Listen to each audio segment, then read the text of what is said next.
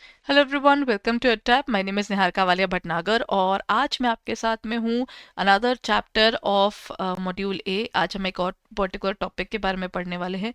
इस particular model को कहा जाता है the Kubler Ross 5 stages of grief. जब हम 5 स्टेजेस ऑफ ग्रीफ की बात करते हैं ना, ओवरऑल इसको हम ना साइकोलॉजी ऑफ अ मैनेजमेंट के अंदर वर्क करने वाली चीज़ के साथ में एसोसिएट करके चलते हैं। बेसिकली क्या होता है, देखिए ह्यूमन साइकोलॉजी ही कहीं ना कहीं हमारी ना चेंजेस को एक्सेप्ट और रिजेक्ट करने पर मजबूर करती है। For example, humans are more towards their comfort zone. कोई अपना कंफर्ट जोन नहीं छोड़ना चाहता, तो वो कंफर्ट जोन छोड़ने में हम डालते हैं बहुत सारी रेजिस्टेंस कि हम कहते हैं नहीं करना, नहीं ज़रूरत अभी नहीं, और इस तरीके से चीज़ें डीले होती है और हमारी ओवरऑल कई बार वर्किंग भी उससे हैम्पर होने लगती है। So that's one particular thing. 5 stages of grief जो है कहीं ना कहीं आपको उन चेंजेस को एक्सेप्ट करने के लिए तैयार करता है। दिस इज समथिंग जो आप रिलेट भी कर पाएंगे अपनी रेगुलर लाइफ से। तो अगर अभी तक आपने इस वीडियो को लाइक नहीं किया है, then go ahead and like it and share it, and साथ ही साथ हमारे चैनल को सब्सक्राइब कर लीजिए ताकि आप अपनी सीआईबी की प्रिपरेशन अच्छे से कर सके। So let's begin with another session of our 10 minutes day series. Okay, हम बात कर रहे थे कबलर रॉस 5 स्टेजेस मॉडल की।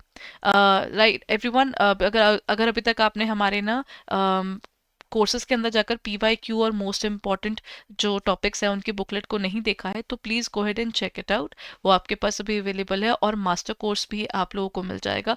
इस समय आप हमारे मास्टर कोर्स को रिव्यू कर सकते हैं, साथ साथ आप चाहे तो हमारे क्रैश कोर्सेज में जाके इनरोल कर सकते हैं। अपनी प्रिपरेशन का तरीका जितनी जल्दी हो सके सोच कर चलिए ताकि आपको प्रिपरेशन में कोई प्रॉब्लम ना आए। So let's begin with it. Kubler Ross की जो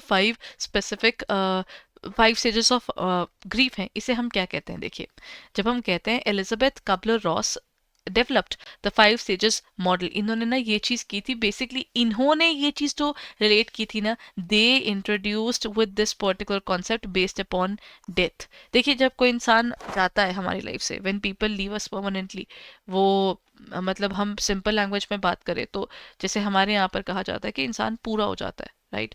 we call it death. And जब हम बात करते हैं डेथ की, सो अगर कोई अपना जाता है तो इंसान को समय लगता है एक्सेप्ट करने में कि वो जा चुका है ना? ये एक रियलिटी है, life and death, the harsh truth. लेकिन इसको एक्सेप्ट करना सबसे मुश्किल होता है। सो उन्होंने इसी के बेस पर ना ह्यूमन की पूरी जो टेंडेंसी होती है या उसका वो चैलेंज होता है उस पर्टिकुलर पर्सन के जाने के बाद का, और ये समझने का कि वो जा चुका है, वो कहते हैं उससे पहले ना एक लड़ाई होती है। अब वो लड़ाई कहाँ होती है? वो सब दिमाग के अंदर होता है। तो वो उस लड़ाई में उन्होंने कहा था कि ये एक पर्टिकुलर मॉडल था जो एक्चुअली ना, सिंस ये बहुत ज़्यादा रिलेटेबल था और एग्जैक्ट भी था, तो उन्होंने ना इस पर्टिकुलर मॉडल को जब बनाया था तो इसके रिलेटेड जो वर्किंग थी वो मैनेजमेंट से भी जोड़ पाए, क्योंकि मैनेजमेंट में भी हम लोग कभी अगर मुझे कोई चेंज करने को बोलेगा and I don't want it, तो मुझे लगेगा गलत बता रहे हैं, मुझे फिर गुस्सा आएगा, क्यों कह रहे हैं मुझे ये चीज़, मुझे नहीं करनी ये चेंज। और एंड में क्या समझ में आएगा? चेंज ज़रूरी था, क्योंकि change is the only constant. तो उसी के साथ रिलेट करते हुए चलिए इस मॉडल को और डिटेल में समझते हैं।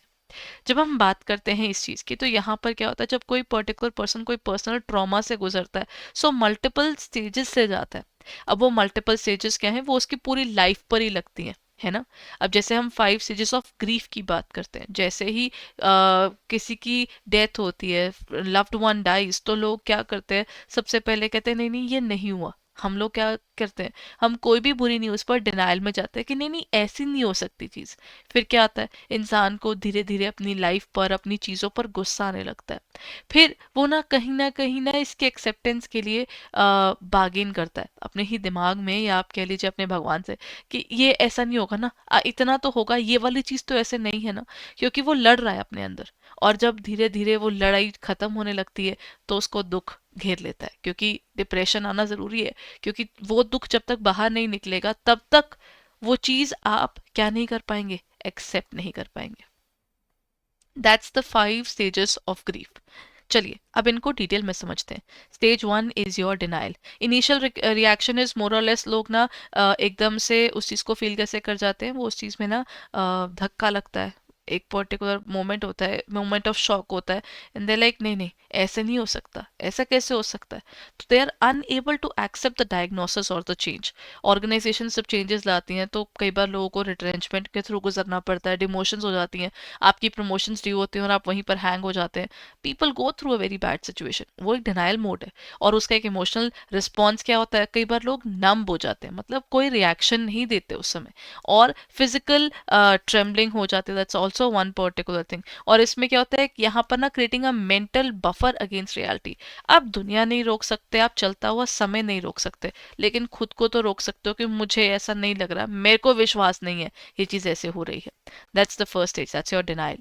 Next point is your anger. जब हम एंगर की बात करते हैं तो वहां पर क्या होगा, क्योंकि अब आपको चीज पता चल चुकी है, अब डिनाइल मोड से बाहर तो आएंगे, तो रियलाइज होगा और उस चेंज का वो डायरेक्टली अफेक्ट भी होंगे, और उससे क्या होगा, एक इमोशनल शिफ्ट आता है। जब कोई जाता है then you feel that anger कि वो क्यों चला गया, है ना। तो एक डिनायल जो होता है, वो जब आपको डिनायल से बाहर निकलते हो फिर आपको गुस्सा आने लगता है, और फिर आप ब्लेम करने लगते हो। जब ऑर्गेनाइजेशन में चेंजेस आते हैं, लोग नहीं बदलना चाहते हो, कहते हैं इसकी गलती उसकी गलती है, सॉफ्टवेयर ठीक नहीं है, जो नई चीज लेकर आ रहे हैं हमें अच्छी नहीं लग रही है।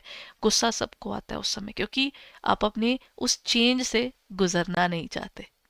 Next point is your bargaining. अब आप पूरी तरह से तो एक्सेप्ट नहीं कर सकते, धीरे धीरे एक्सेप्टेंस आती है, तो पहले ना वो सॉल्यूशंस ढूंढने लगता है कि अच्छा अगर ऐसा हुआ है तो फिर बेस्ट सॉल्यूशन क्या है। जब कोई चला जाता है तो लोग क्या करते हैं उस समय ना, भगवान से बोलते हैं कि नहीं बस एक बार मुझे उस पर्सन को देखना है, उनके जाने से पहले उनको देखते हैं, उनको सेवा जो रहती है वो करते हैं। वन पर्टिकुलर थिंग जो आपको हर रिलीजन में मिलेगी, बिकॉज अगेन जिनसे प्यार होता है जब वो जाते हैं तो हर किसी को दुख लगता है।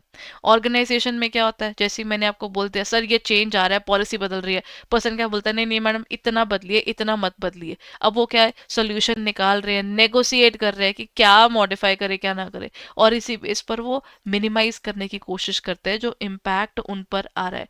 बट द हार्ड ट्रूथ क्या होता है, डिप्रेशन में जाता है, क्योंकि अब बारी आती है, अब जो चीज़ आप सोच रहे थे जैसी थी, अब वो आपको रियलाइज हो चुकी है वो चीज़ वैसी नहीं है। बार्गेनिंग पॉसिबल नहीं है, आप भगवान से बार्गेन क्या करेंगे कि उस एक इंसान को बस एक बार के लिए जगा दीजिए, हम देख लेंगे उसके बाद। मतलब वो एक लास्ट मोमेंट क्लोजर जो ढूंढते रहते हैं रिश्तों में कई बार, क्योंकि इंसान एकदम से चला जाता है, लाइफ और डेथ किसी के हाथ में नहीं है।